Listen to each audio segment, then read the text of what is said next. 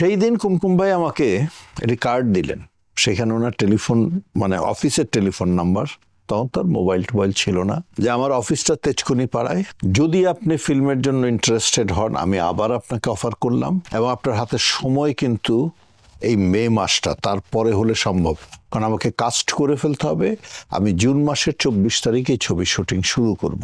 আমি আবার উত্তেজিত, একটু ভালো লাগছে, তো কার সাথে কথা বলবো, বাবা নেই, মার সাথে কথা বলে লাভ নেই, উনি অতটা হয়তো বুঝতে পারবেন না। তখন আমার বড় বোনের সাথে কথা বলি, ওনার হাজবেন্ডের সাথে কথা বলি, যে এই হলো সিচুয়েশন, কি করব।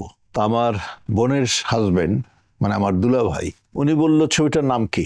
আমি বললাম যে ছবির নাম তো কি যেন বললো, আমার জন্মভূমি, দেশের স্বাধীনতা যুদ্ধের উপরে গল্পটা। তখনই উনি বলল যে ছবিটা করো, কারণ এটা একটা ইতিহাস হয়ে থাকবে, তো তুমি একটা ইতিহাসের সাক্ষী হয়ে থাকো। এরপরে আমি 2-3 দিন পর কুমকুম ভাইয়ের অফিসে গেলাম। আমার যাত্রা শুরু হলো 24শে জুন 1972। এই যাত্রা কথাটা বারবার আসছে কারণ তখন আমাদের খুব নাম করা একটি পত্রিকা ছিল, সিনেমা পত্রিকা, তার নাম ছিল চিত্রালী। এই কুমকুম ভাই একদিন আমাকে কিছুদিন শুটিং করার পরে আমাকে বলল যে আপনার তো একটা ইন্টারভিউ দরকার, চলেন আপনাকে চিত্রালী অফিসে নিয়ে যাব। আমি কুমকুম ভাইয়ের সাথে গেলাম, সেখানে এডিটর ছিলেন পারভেজ ভাই, অ্যাসিস্ট্যান্ট এডিটর ছিলেন আহমেদ জামান চৌধুরী, আমরা যাকে পরবর্তী সময় আজা চৌ করে জানতাম। তো পারভেজ ভাই বলল যে তুমি এই আলমগীরের একটা ইন্টারভিউ নাও, নেক্সট উইকে ছেপে দিও, ফিল্মে এসছে নতুন করে। তুমি ওনার টেবিলে আমাকে নিয়ে গেল, ইন্টারভিউ নিল, ছোট খুব বড় একটা ইন্টারভিউ না, কোয়ার্টার পেজের মতো। That was really big for me. Quarter page তখনকার দিনে একটা নতুন আর্টিস্ট পাওয়া মানে তো কল্পনা করা যায় না। সেই ইন্টারভিউটির যে হেডিংটা, ইন্টারভিউর হেডিংটা লিখেছিল যে আমি আলমগীর জয়যাত্রার পথে নেমেছি। আমার জীবনের আরেকটি ইন্টারভিউ